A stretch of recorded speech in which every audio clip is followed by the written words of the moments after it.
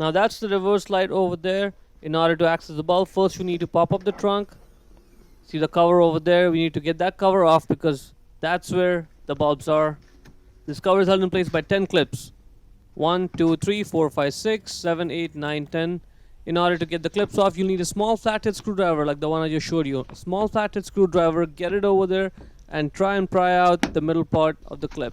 Once the middle part is out a little bit, get all the clips off, repeat the process. Make sure you don't lose the clips because you'll need them again in a minute or so when you put the cover back on. Right now, that's the reverse light. The bulb is over there. Same thing for the right side one over there. That's the reverse light and the bulb is right there behind it. I'm just going to show you how to replace it on one side because the exact same process for the other side as well. Get the gray bulb holder, twist it left and out it comes. Right there, that's what the bulb is. It states it right there on it, 7440. That's the bulb type number, 7440. In order to get the bulb off, simply pull it off and off it comes.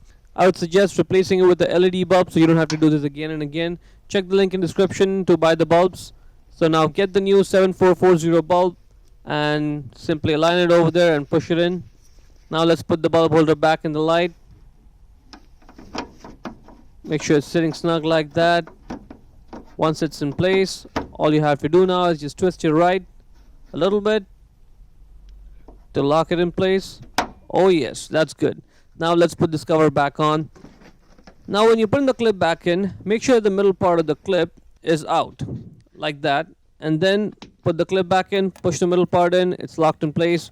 Repeat the process for the other 9 clips and you're done. See how easy the whole process was? Only took us about 2 minutes. Hope you found it useful.